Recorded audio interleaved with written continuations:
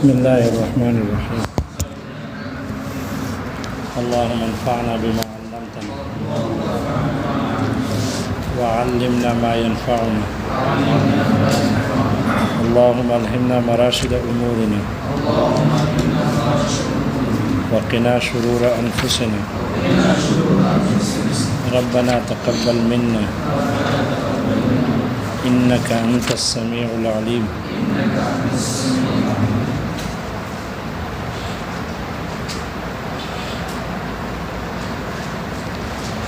ظاہر اور نص کی مثال گزر گئی، آگے مفسر کی مثال۔ فسجد الملائکۃ کلہم اجمعون الا ابلیس۔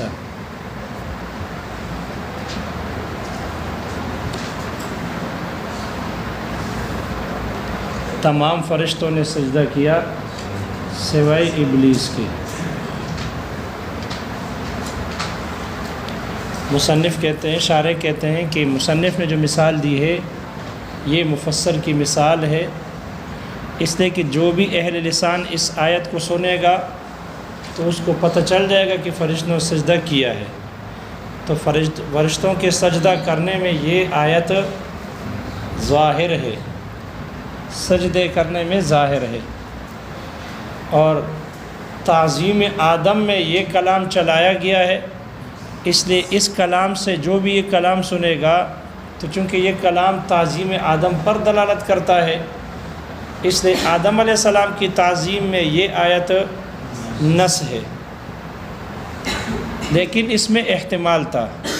فسجد الملائکۃ، اس میں چونکہ نص میں احتمال تعویل کا بھی اور تخصیص کا بھی ہوتا ہے، اس لیے اس میں احتمال تھا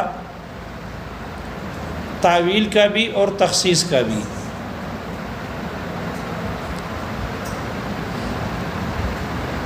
تخصیص کا احتمال رکھتا ہے اس لیے کہ یہ جو کہ ہو سکتا ہے ٹھیک ہے ملائکہ جمع ہے اور اس پر الف لام داخل ہے، سارے فرشتوں نے سجدہ کیا، لیکن اب بھی احتمال ہے، ہو سکتا ہے کہ بعض فرشتے نے نہ کیا ہو۔ عام ہے، لفظ جمع ہے، عام ہے، اور عام میں تخصیص کا احتمال برقرار رہتا ہے، اس لیے اس میں تخصیص کا احتمال ہے، اس لیے کہ جمع کا صیغہ آتا ہے اور اس سے مراد سارے فرشتے نہیں، جیسے کہ مریم کو فرشتے نے آواز دی فنادتہ الملائکۃ، کیا ہے وہ آیت؟ یہ تو زکریا علیہ السلام کے بارے میں، اذ نادتہ الملائکۃ، جی رمضان دور ہے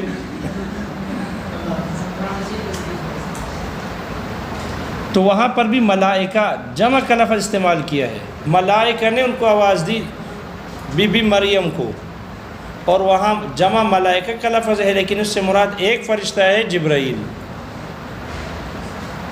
ہے جمع لیکن مراد ایک ہے۔ معلوم ہوا جب یہاں جمع کا سجد الملائکہ تو ہے، جمع عام ہے، لیکن اس میں تخصیص کے احتمال ہے، ہو سکتا ہے سارے فرشتے نہ ہو، بعض فرشتوں نے سجدہ کیا ہو، تخصیص کا احتمال موجود ہے۔ جب تخصیص کا احتمال ہے تو اس تخصیص کے احتمال کو، یعنی ایسا عام ہے کہ ہو سکتا ہے کہ اس عام میں سے بعض افراد خاص کیے گئے ہوں۔ جی ملائکہ کا لفظ کہاں ہے؟ کیا ہے آیت پڑھو، فنادا، اس سے پہلے پڑھو، اس سے پہلے پڑھو جہاں پہ ملائکہ کا لفظ ہے۔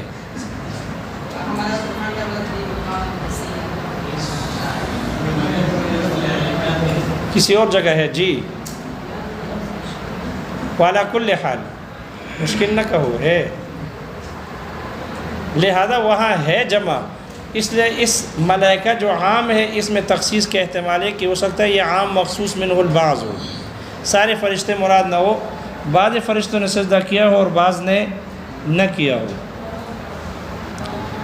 اور تعویل کا بھی احتمال ہے کہ سارے فرشتوں نے سجدہ کر لیا تو یہ سجدہ متفرقین تھا یا مجتمعین تھا؟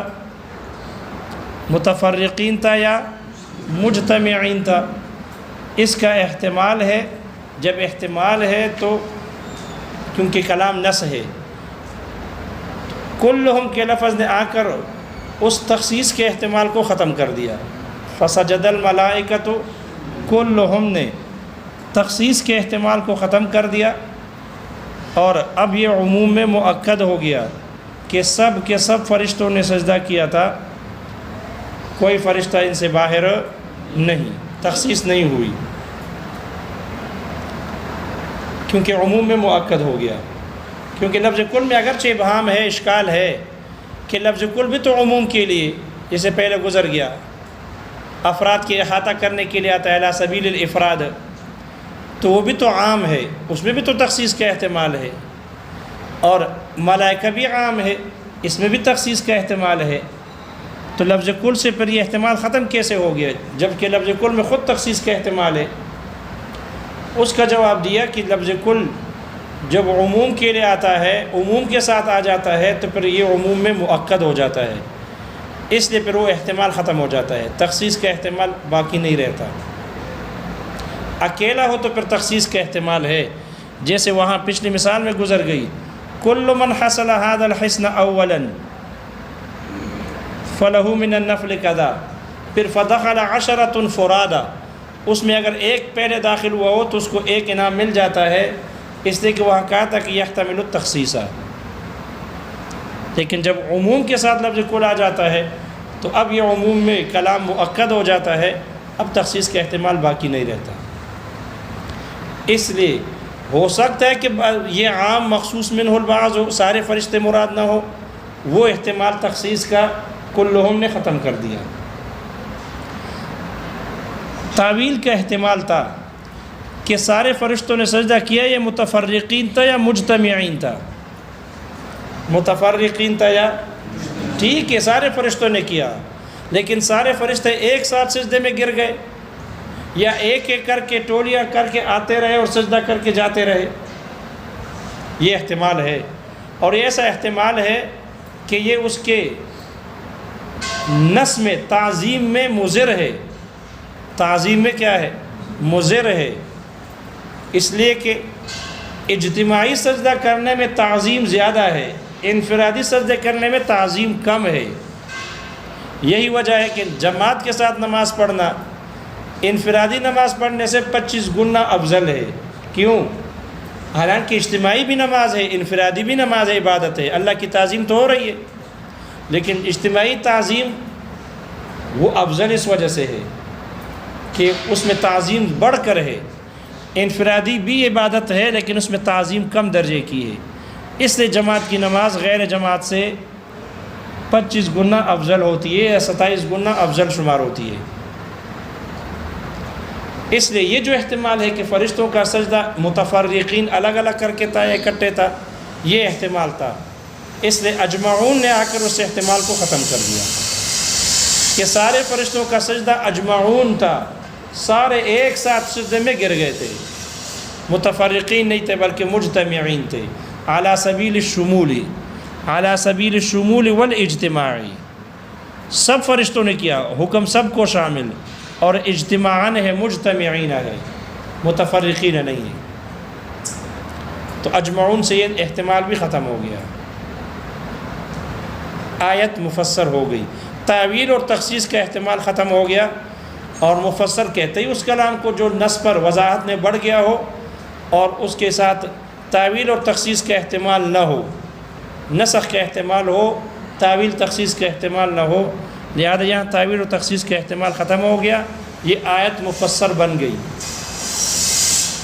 البتہ لفظ اجمعون پر اشکال ہے، لفظ اجمعون پر، کہ لفظ اجمعون سے احتمال ختم نہیں ہوا، اس لیے کہ لفظ اجمعون علی سبیل الشمول تو آتی ہے لیکن علی سبیل الاجتماع پر دلالت نہیں کرتی، علی سبیل الاجتماع پر دلالت اس سے نہیں ہوتی،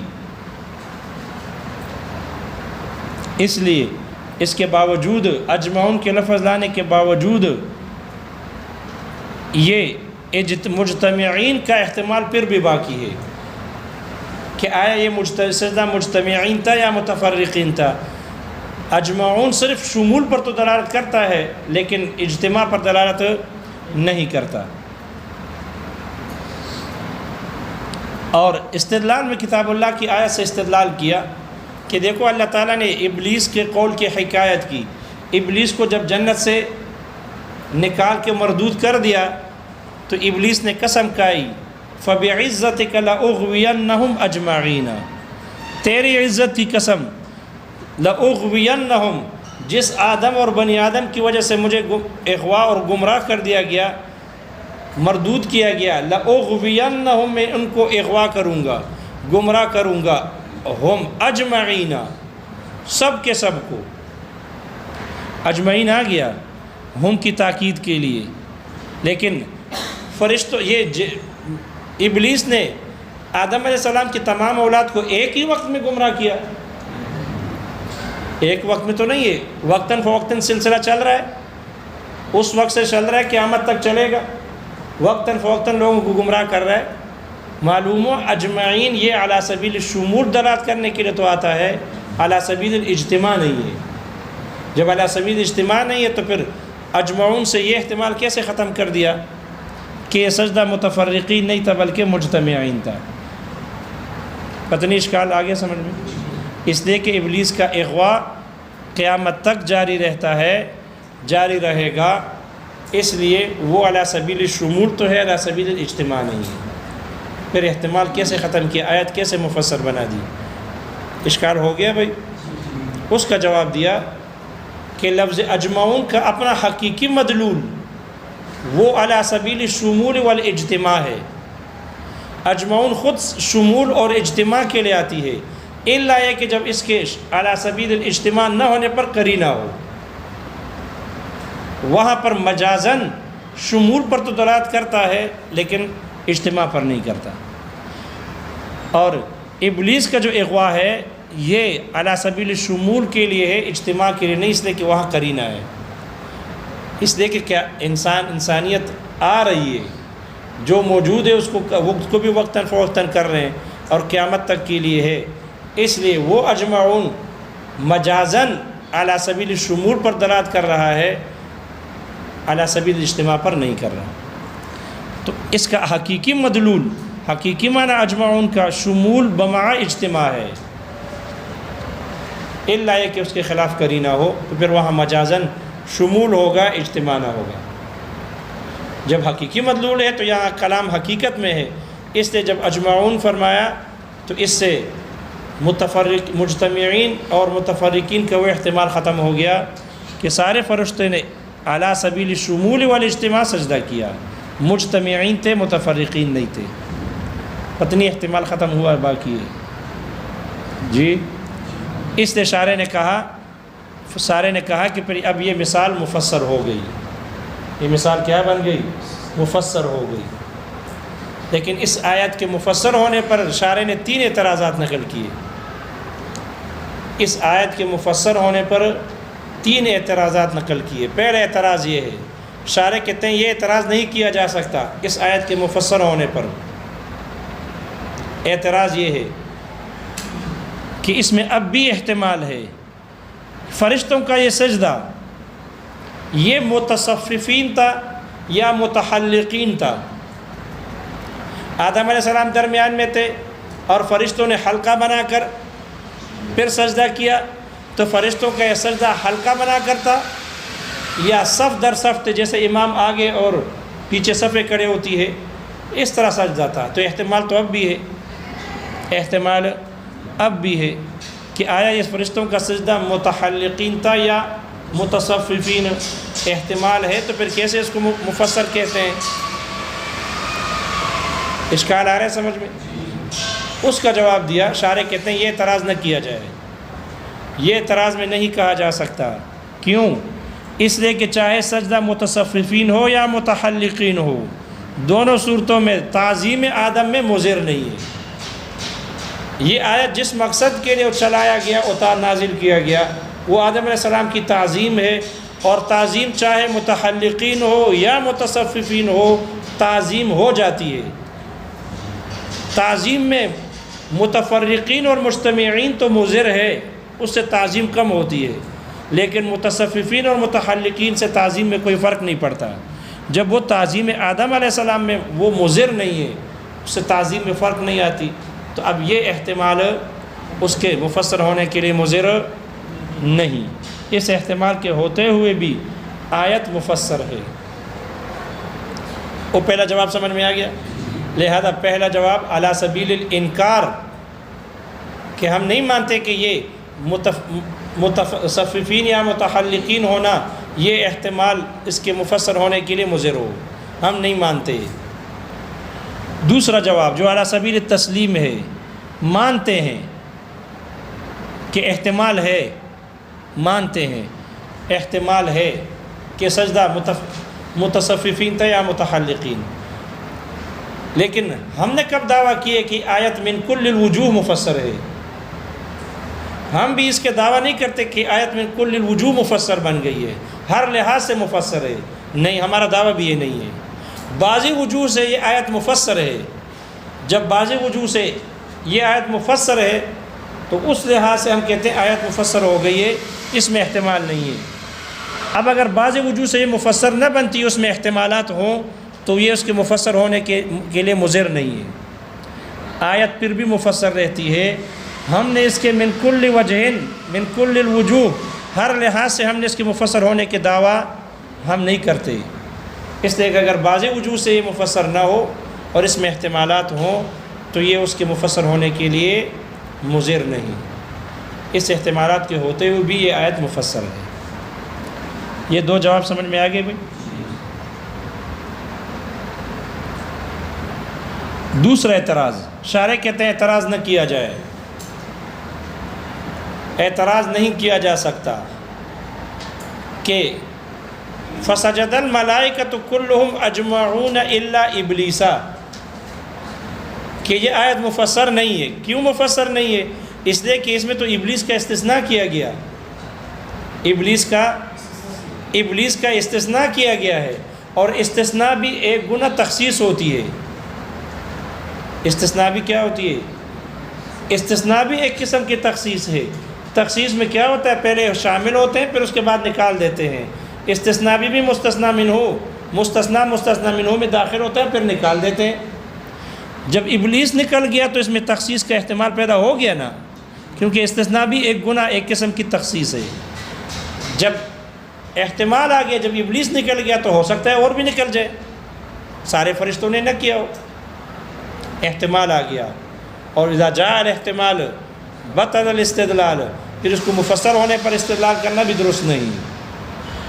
اشکال آ گیا سمجھ میں؟ شارح کہتے ہیں یہ اعتراض نہ کیا جائے، اس لیے کہ استثناء تخصیص ہے ہی نہیں، استثناء تخصیص نہیں ہے، کیونکہ پیچھے تخصیص کی تعریف گزر گئی۔ قصر العام علی بعض مسمیاتہ، عام کو محدود کر دینا اس کے بعض افراد پر، بکلام مستقل موصول، کلام کے ساتھ ہو اور کلام بھی مستقل ہو، متصل ہو، اور مستثنیٰ جو ہوتی ہے یہ کلام نہیں ہے، یہ مستقل نہیں ہوتی، کلام اور مستقل نہیں۔ جب یہ کلام اور مستقل نہیں ہوتی مستثنیٰ، تو پھر اس کو تخصیص بھی نہیں کہہ سکتے، اس کو تخصیص نہیں کہہ سکتے۔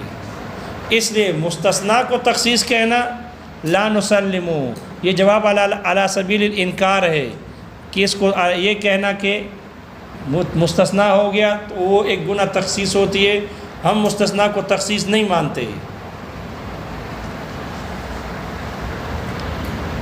جواب سمجھ میں آ گیا بھائی؟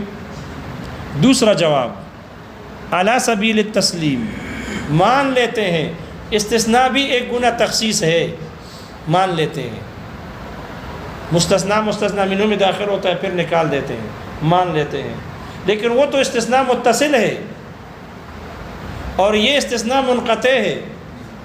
اگر تخصیص کا پہلو ہوگا تب استثناء میں تو وہ متصل میں ہوتا ہے، اس میں ہوگا، اور یہ استثناء متصل نہیں بلکہ منقطع ہے، اس لیے کہ ابلیس ملائکہ میں داخل ہی نہیں تھا، کان من الجن، وہ تو اس کی اصل اور نسل جنات میں سے تھی، لہذا وہ ملائکہ میں داخل ہی نہیں ہے، جب داخلی نہیں ہے تو پھر نکالنے کا کیا مطلب ہے؟ اس لیے جب داخلی نہیں تو پھر نکالا بھی نہیں، تو یہ کہنا کہ داخل تھا پھر نکال دیا، اس لیے ایک قسم کی تخصیص ہو گئی۔ وہ اگر ہوگی تو متصل میں ہوگی، اور یہ منقطع ہے۔ یہ کیا ہے؟ منقطع ہے۔ جب منقطع ہے تو اس کو لے کر اعتراض کرنا کلام کے مفسر ہونے پر درست نہیں۔ یا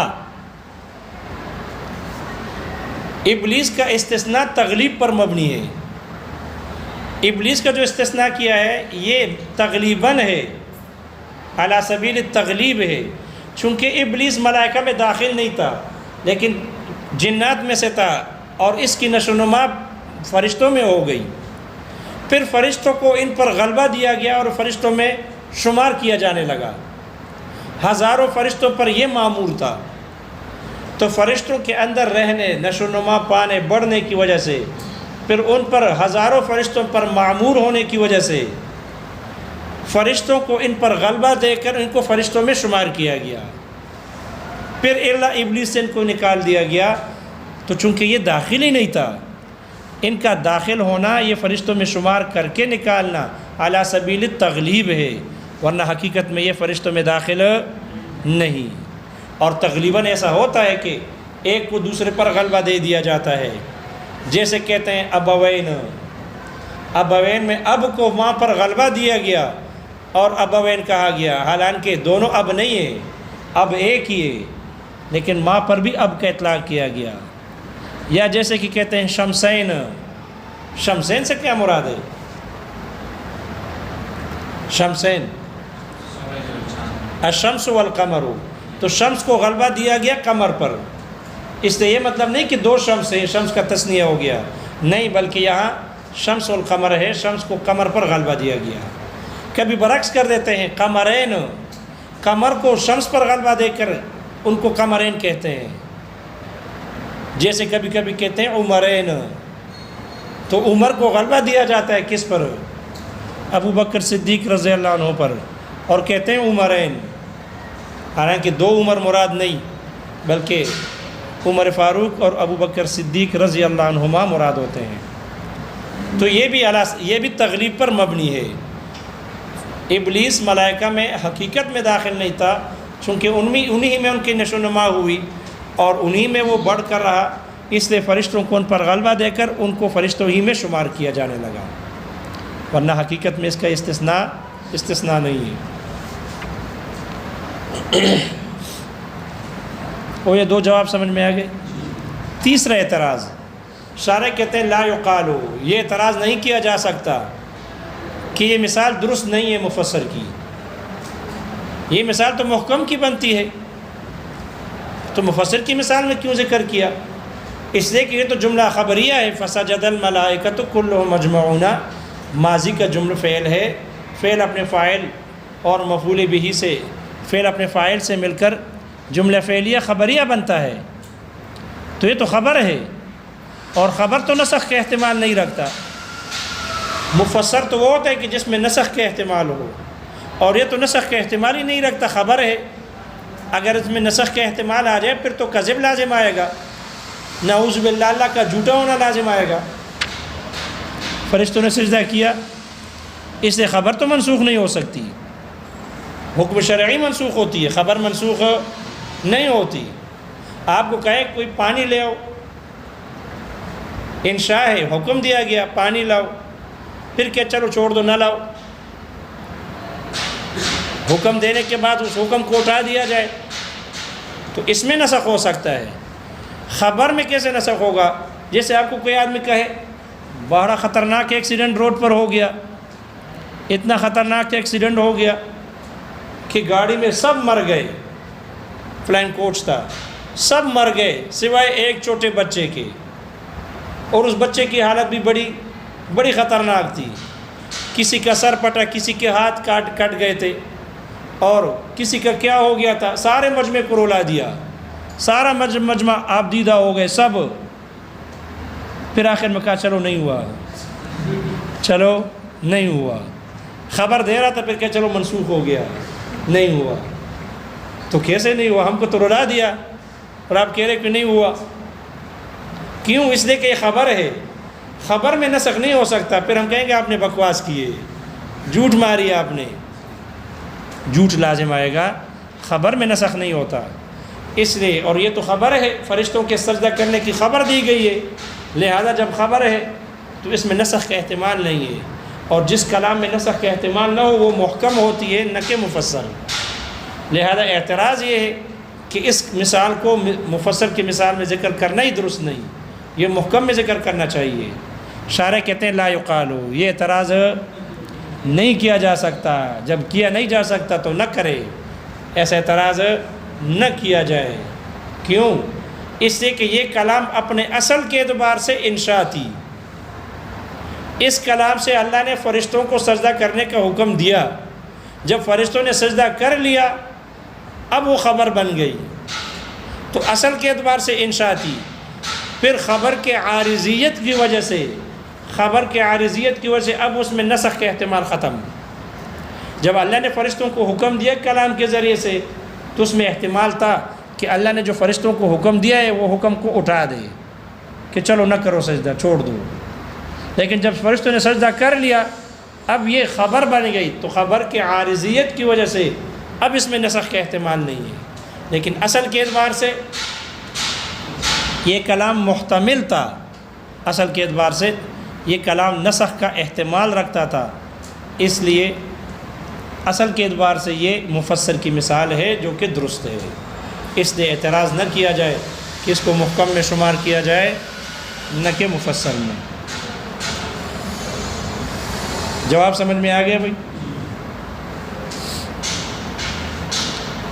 لیکن چونکہ پھر بھی چلو اس اصل کے اعتبار سے تو تھا، انشاء تھی، اس لیے منسوخ ہو سکتی تھی، اب تو خبر ہے، اس لیے مثال پھر بھی فیہ ما فیہ، کچھ نہ کچھ تو ہے نا، اب تو یہ نسخ کے احتمال نہیں رکھتا، اس لیے شارح نے کہا کہ صاحب توضیح نے کہا کہ زیادہ بہتر مثال مفسر کی قاتل المشرکین کافتن ہونی چاہیے، یہ مثال نہیں دینی چاہیے مفسر کی، بلکہ اللہ تعالیٰ کا فرمان قاتل المشرکین کافتن، قاتل المشرکین میں مشرکین جمع ہے، معرف باللام ہے، تمام مشرکین کے قتل کرنے کا حکم ہے، لیکن تخصیص کا احتمال ہے، ہو سکتا ہے بعض مشرکین کو قتل نہ کرنے کا حکم ہو، اس میں سے خاص کر دیا جائے، جب کافتن آ گیا تو اب احتمال ختم ہو گیا، آیت مفسر ہو گئی، اور یہ احکام شرعیہ میں سے ہے، خبر نہیں ہے، انشاء ہے، اس لیے صاحب توضیح نے کیا زیادہ بہتر مثال یہی ہے، اس لیے کہ یہ احکام شرع سے تعلق رکھتی ہے، اور فسجد الملائکۃ کا تعلق قصص سے ہے، اخبار سے ہے، خبر ہے، اس لیے اس سے زیادہ بہتر مثال یہ ہے۔ فسجد الملائکۃ کلہم اجمعون الا ابلیس، مفسر کی مثال سمجھ میں آ گئی بھائی، قیل و قال کے بعد۔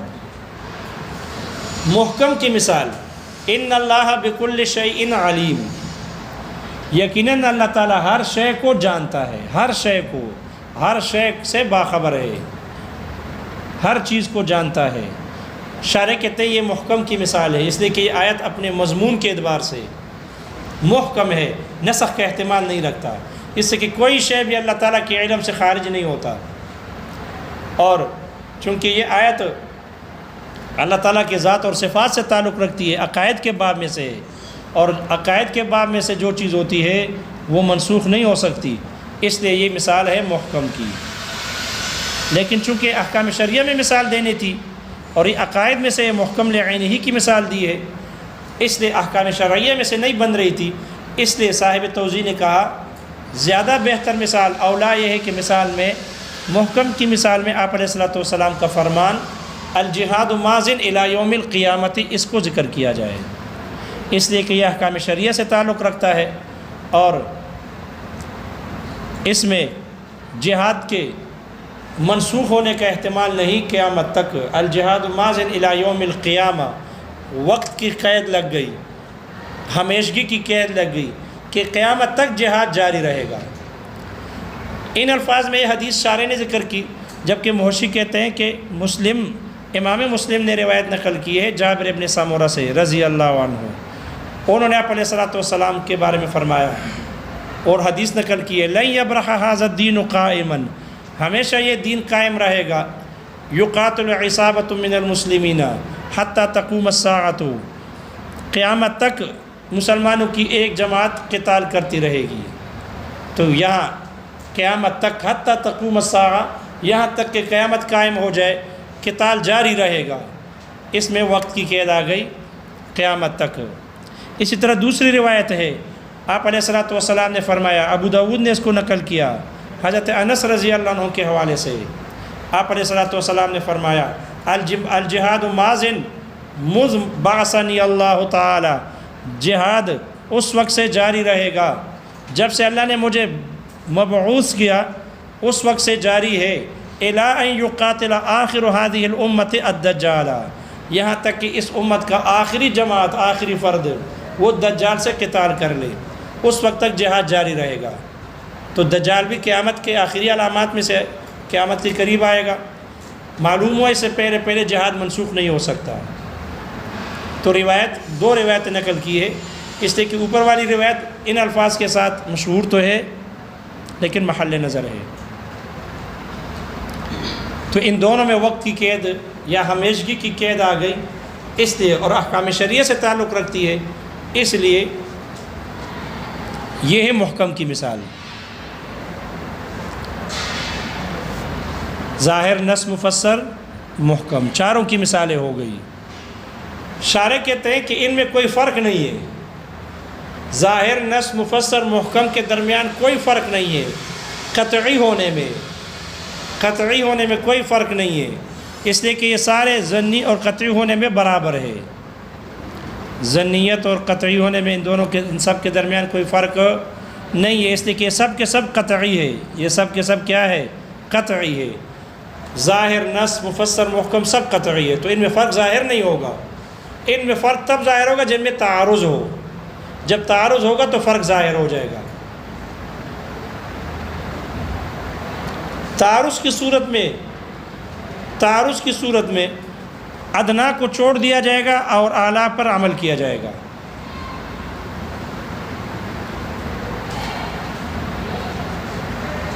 آیا ان میں تعارض ہوتا ہے؟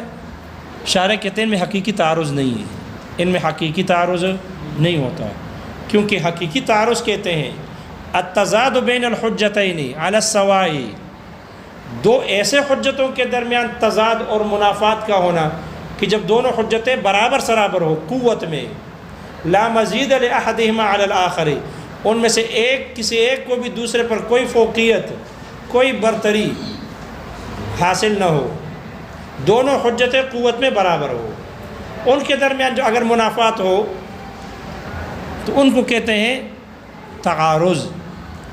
اور ان میں دونوں سارے حجتیں برابر نہیں ہیں، اس لیے کہ ظاہر کم درجے کی ہے، نص بڑھ کر ہے، اور نص کم درجے کی ہے، مفسر بڑھ کر ہے، مفسر کم درجے کی ہے، محکم بڑھ کر ہے، تو یہ ساری حجتیں آپس میں قوت میں برابر نہیں ہیں، اس لیے ان میں حقیقی تعارض تو نہیں ہے، صورتاً تعارض ہو، صورتاً تعارض، یعنی صورتاً تعارض کا مطلب ہے نفی اور اثبات میں ہو، ایک سے نفی، ایک حکم کی نفی معلوم ہوتی ہے، دوسرے سے اثبات ہو رہا ہے، یا ایک میں حکم مطلق ہو، دوسرے میں مقید ہو، صورتاً تعارض کا مطلب یہ ہے، تب اس میں فرق ظاہر ہوگا، وگرنہ ان چاروں میں کوئی فرق ظاہر نہیں ہوتا